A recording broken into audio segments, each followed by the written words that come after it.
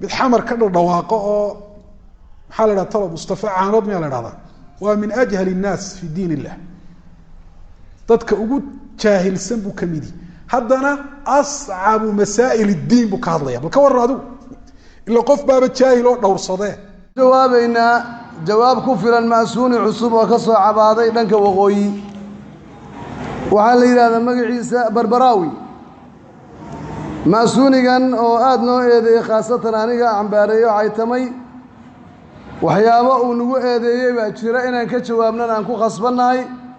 يا وحي جيم وين الشلبان دقيستي سوق مسألة العذر بالجهل كهضلاي الشيخ حسن كافي الأرابان ردية أبو لي وماسوني أبو لي سلفية الجديدية وماسونية أبو لي يعني هو كفار حي كفار كوين حكام تانا قاليسين العذر بالجهل إنه يقبان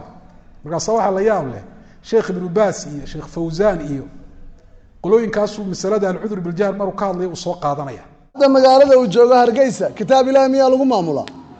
مايا واتينو كلا مقدشو وحبا أنا استهيري ماينو لكن الحمد لله طواغيد بانو نغانانو أساقوا لكن ولي الأمر بويغانا إلا أدعون الرميسيين قولها قورتين يقولها بارلمان كالصومال لأنه ويغانا ضد مسلمين أنه نطوى رسول الله وعلى آله وصحبه وسلم تسليما كثيرا dadka qaar baa jira oo juhaal misalana waxba ka garanay hadana ka hadlaya waxa ugu daran qof jaahil ah bidin oo hadana masaayishi u adkeyd ka hadlaya ma aragtan kuwaas بالحمر كذا دواقة أو حالة طلب مصطفى عانود من هذا ومن أجهل الناس في دين الله تدك وجود جاهل سنبو كميدي هذانا أصعب مسائل الدين بكارليا بالكور رادو إلا قف باب الجاهل دور صداه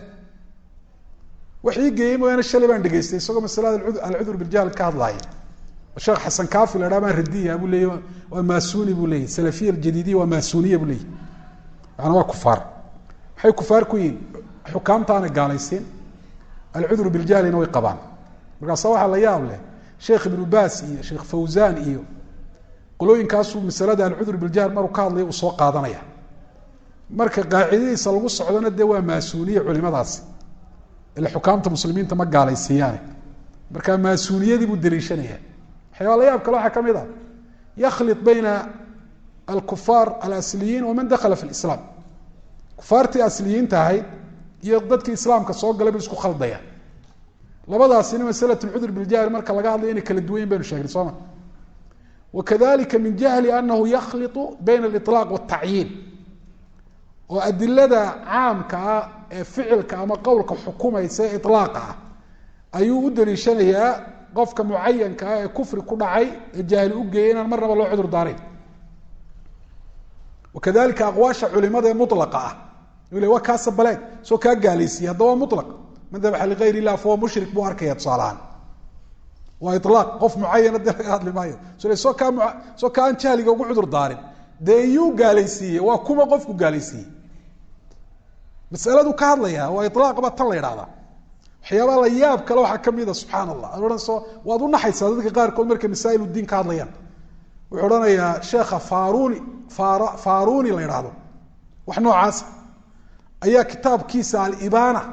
سيدا كويري فاروني بيض مقرشين كتاب إبانة اللي هذا ابن بطل مقع كلو بحي عام بو اسكغا هي علمada magac kale inuu la baxo oo Sheekh Saciid markuu radiyay baan meelaha qaar kood aan dhageystaan ku arkay isagoo culimo magac kale ku rakibaya hatta kuwa nool buu magac kale ku rakibaya subhanallah mas'alatu al-udhr bil jahl wa masaa'il juz'iyat keeda culimadu guud ahaan way isku waafaqsan yihiin in qof jahli loogu cudur daari karo laakiin tafaasiisheeda juz'iyat keedu waa mas'alo خلاف احتماشة إلا وكجارسية شيخ ابن العثيمين وكجارسية إنه هو من المسائل الفقهية وي وحدي كرتين لبع عالم يسكو خلافان قف كاسي حجة هو كقمتي خلاص وقال عالم كلا نور هذا ما يولي حجة كم يقومين سام مسائل كلا فقهي قبل يسكو خلاف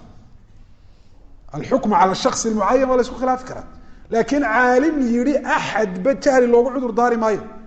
لا في المسائل الخفية ولا في المسائل الظاهرة ما ينانا ركاس عالم ساسيري culimada oo dhami guud ahaan way isku waafaqseen masalatu al-udhr bil jahl laakiin tafaasiisheeda iyo juz'iyaadkeeda inay isku khilaafaan wax dhici kara weeye marka dadka aan diinta aqoonta u lahayn bal naftooda ha u turaan ugu yaraan masaa'isha adaga culus yaani ka hadlinaa iska daayaan masaa'isha ka haybadaysan jireen culimada waaweyn ilaahay cilmiga u furay ayaa dad juhaala oo aayad saxay oo xadiis saxay magacyada culimada aan saxay oo qawaacid garanahayn oo luqad garanayn oo tafsiir garanahayn ayaa bikulli dhiirani halkii u dambeysay kaga hadlaaya subxaanallah markaasa ay dadkii luminayaan sida nabigu calayhi salaatu wasalaam uu yidhi xataa idaa lam yubqi caaliman ittakhada annaasu ru'uusan juhaala fasu'iluu faaftaw bigayri cilmin fadalluu wa adalluu addoomiyi ilahay bay dulmiyayaan axkaam waxay dusha ka saarayaan aan axkaamtii ilaahay aan ahayn masaa'ishii diinta ayay khaldayaan dad baa dhegaysanaya culimo moodayo ay luminayaan marka dadka noocaasa in la iska ilaaliyo weeye wallahu aclam sala allahu calaa nabiyina maxamed wacala aalihi wasaxbihi wasallam jawaab ku filan ma'suuni cusub oo ka soo cabaaday dhanka waqooyi waxaa la yidhahdaa magaciisa barbaraawi ma'suunigan oo aada noo eedeeyey khaasatan aniga cambaareeyo caytamay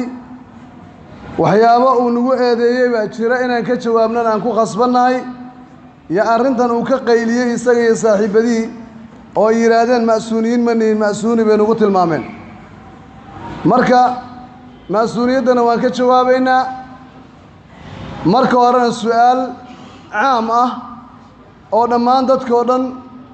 wada gaaraysaan rabaa inaan weydiiyo su-aashu waxaa weeye horta maxaan isku haynaa annaga iyo jadiidiya alma'suuniya maxaa naga dhexeeya nimanku ma qabuuray caabudaan oon ku haysannaa waa maya waa gartay nimanku ma waxay diidan yihiin sifaadka ilaahay oo ilaah inuu carshiga ka sarreeya miyay diidan yihiin inuu soo dego miye sida ashcariyada miyay ay alla sifaadkiisa inkiraan waa maya waxaan isku haysanno ayaan rabaa marka hore inaan majaarka saaro dabadeedna isagaan u jawaabo ninkan ka soo hadlay hargeysa ee la yidhaahdo barbaraawi magaciisa kale ma aqaan laakiin reer berbere weeyaan u malaynayaa cabdullaahi baa la yidhaahdaa cabdullaahi barbaraawi marka midda koowaad waxaan isku haysanno oo iyagu nagu fogeynayaan annaguna aanu ku fogeynayno nala eega miisaanka sharcigaana saara dibad iyo gudaba waxaan isku haysannaa marka koowaad in loo cudurdaari karo dadka ahlu shirkiga ah oo ay cudurdaar leeyihiin maadaama ay jaahiliin yihiin waa midda koowaad midda labaad xukaamta kitaabka ilaahay diiday aan ku maamulin annagu kufaar baan u naqaanaa iyaguna waxay yidhaahdeen maya gaalnimo ma aanay gaarin waa muslimiin waa loo cudurdaarayaa in la ateecaana weliba waajiba waa laba boynti oo waaweyn labada maskaxda ku qabsada marka koowaad waa maxay ninka qabriga ama awliyada caabuday ee bilmathal yidhi sheekh cabdulqaadir jiilaani baa adduunkan maamulaya ama adduunkan kuu rabo diilaya kuu rabo noolaynaya niman saa rumaysan baa jira oo ku fogaaday shirkiga oo munaaqibka ragga akhristaa la wada yaqaano malaktu bilaad allaahi sharqan wa maqriban wa in shi'tu afnaytu alanaama bilaxdati waa beyd ku yaalla beydadka la yidhaahdo kitaabka munaaqibka qaadiriyada oo yidhaahdeen sheekh cabdulqaadir baa wuxuu yidhi anaa dhulka ilaahay iska leh bari iyo galbeedba haddii aan doonana daqiiqad ama ilbiriqsi baan addoommada makhluuqaba ku baabi'inaya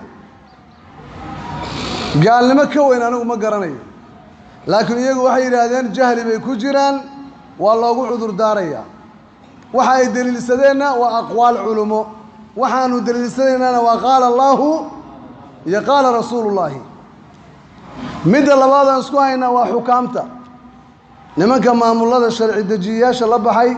ama malaaqiyo iyo ogaasiya nabadoonna ha ahaadaan ama parliament iyo national assembly ha ahaadaan ama nuwaab shacb ha loo yaqaano ama president ama prime ministers ama wasiir ha la yidhaahdo qof sharci dejiyey khilaafsan kii ilaahay ummaddana ugu yeeray inuu ku maamulo taaquut baan u naqaanaa waxaana deliilsanaa alkitaab wasunna iyaguna waxay yidhahdeen maya waaba amiiru lmu'miniin in la adeecaana waa waajib waxa uu ku jiraana kufri duunu kufri baa la yidhaahdaa labada arrimood ugu waaweyn waa taas waxaa soo saddexeeya alma'suuniya hadda ay ka qayliyeen dhammaan insha allahu magacooda rasmigaana noqon doona geeska africa yaan hadda ka hadlaynaa ma'suuniya yaa midda saddexaad ah waa magaca ay qaateen ma'suuniya maxaa la yidhaahdaa waxaa noo sharaxaya raximahu llahu tacaala sheekh boqolsoon wuxuu dhintay allah u naxariisto 30 sannadood ka hor maya muxaadaradan 30 sano ka hor buu jeediyey isagu 29kii buu dhintay saan filayo 28 sana laga jooga 29 sana laga jooga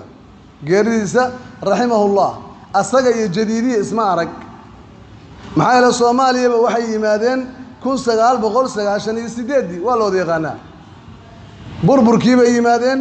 waxaana keenay oo ugu horeeya muqdisho saan uu garanayo nin aan soo gaarin oo maqlay oo la kulmayba xasan xabeeb marka 98 aasaaskooduna 91kii kuwait lagu aasaasay hadda aasaaskooda u noqon maayo laakiin Soomaaliya isagu ismaanay arag wuxuuna fasirayaa wax la yiraahdo ma'suuniya oo yuhuudda u shaqeeya marka ninkan shareeco u rabaa ninkii xukaamta ahaa ee amiirka ahaa ee taaquudka annaga u naqaan isagu wuxuu yaqaanaa waliyul amri arinta ila fiiri hadda magaalada uu joogo Hargeysa kitaab Ilaahay miyaa lagu maamulaa maya waa teen oo kale Muqdisho waxba aanu istahiri mayno laakiin alxamdulillah tawaaqiid baan u naqaanaa anagu asagu laakiin waliyul amri buu yaqaanaa in la adeecuuna rumaysan yahay golaha guurtida iyo golaha baarlamaanka Soomaaliland wuxuu u yaqaanaa dad muslimiina annaguna tawaaqiid baan u naqaanaa geesa waaweyn kufaar Ilaahay kitaabkiisa diidaa u naqaanaa war ma isku diin baana tan koowaad marka maxaa ku cadeeyay in kitaabka Ilaahay laga tagi karo shareecana aan loo socon ma u malaynaysaa nin ma'suuni ama jadiidi saa u taqaaneen inuu u sacyinayo kitaab inuu hirgalo waa qof walba garanaya maxaa la kitaabo kama maqnee waxaa la raadiyaa wixii kaa maqan taas waa midaan isku haysano koowaad annagu daliilkeena aan la imanaynaa marka waxaan tawaaqiidda iyo kufaarta ku sheegnay ayaga daliilkooda qaalat ululamaa waa hal xadiid iyo hal aayad ma keeni karaan kitaab Ilaahay nin diiday oo xaqii diiday ayaa yani muslima hal aayad oo dhaysa male bal aayadaha quraanka waa ka soo horjeedaan bilcagsi weeye midda labaad oo sheekh boqolsoon uu tilmaamay ma'suuliyada markaan soo koobo waxay tacaniyaan oo ku mashquulsan yihiin dadka islaamka u saciya dadkaasuu ceebtooda raadinaya bini aadamna ceeb lahayn ma jiro dadku macsuum ma aha laakiin muxuu ugu mashquulsan yahay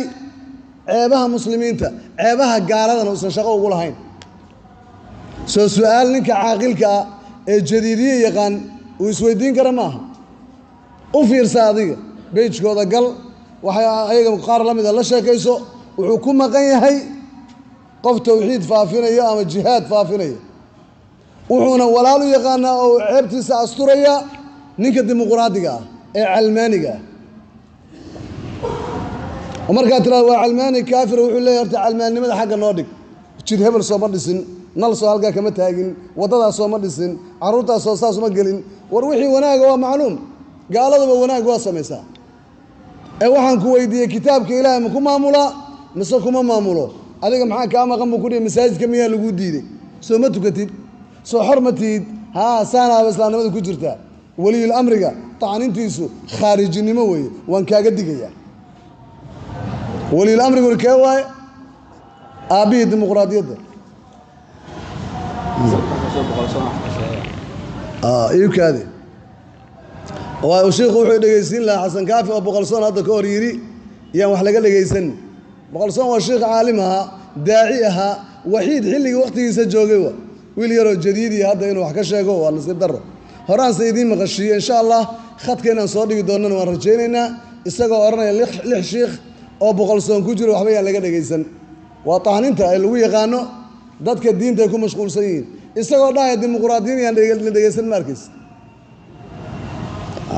marka hadda xasan kaafi ka soo gudubnay saaxiibkii baa u ooyey oo Hargeysa jooga ayaa u soo balanbalay u soo gurmaday saaxiibkii laftiisaanu dhulka ku jiidaynaa marka ama Hargeysa ha joogo ama Muqdisho ha joogo ama Nairobi ha joogo jadiidiya hoos baan leenahay kalimatullaahi hiya alculya allahu akbar kalimatullaahi hiya alculya allahu akbar ilaahay ha idin ciseeyo indhaha uga rida cadowga ilaahay takbiirta waxaa idiin soo haray midda koowaad taas wata midda labaad oo sheikhu sheegay sheekh boqolsoon waa in ay ku mashquulsan yihiin islaamiyiinta midda saddexaad waa maxay oon wada garanayno maamulka meesha uu joogo markaa boqolsoon ma hadduu joogay ma somalilan buu yaqaanaa ma xamarland waxa ka socda og yahay marka uu dhintay qabqablayaal baa dagaalamayey isagiina mooryaan baa dhexda u gashay oo dishay raximahu llahu tacaala dowladdii hore ee shuucigeeda taaquudkeedna uuba ka cararay waad ogtiin kenya ku maqnaan jiray burburkiiba waddanka kusoo laabtay wuxuu damcay aabbihiisoo gobollada dhexe jira inuu soo salaamo dhexdaa lagu dilay ilaahay ha u naxariisto aamiin dhaha wuxuu ka tegey dacwo hadda muuqata maanta haddaad dhegaysato saaka inuu muxaadaradan jeediyaad moodaysaa 30 sano ka horna waay boqolsoon marka raximahullah wuxuu yidhi meesha ay joogaan buu yidhi ma'suuniyiintu dabcan taariikhdooda iyo hawsha uu soo akhriyey wuxuu soo dhiraandhiriyey buu noo sheegayaa annagana maanta rasiid kayda oo aanu bannaanka soo dhignaan ka dhignay fahamkii shiikha iyo caddayntiisii ilaahay ha u naxariistee wuxuu yidhi meesha ay joogaan dadka xukumee diinta ka fog ayay u galaan oo saaxiib la yihiin allahu akbar miyaanay caddayn kan garowa jooga daaquudka garowa haysta waa saaxiibkii kan hargeysa jooga waaba codaynayaanba maxaa weli waxaa lai sheegay kan berberaawi hadda soo qayliya soo cabaaday in qudhiisu musharax yahayba musharax daaquud yahay daaquudnimo u sharaxan yahay kow meeshaa cidda joogta waa u galaan waa la saaxiib waa isu dhow yihiin kuwa muqdisho joogana sidoo kale waad ogtihiinba idinkaga warrami maayo adinkaa iga badiya maxaa saaxiib kala dhigay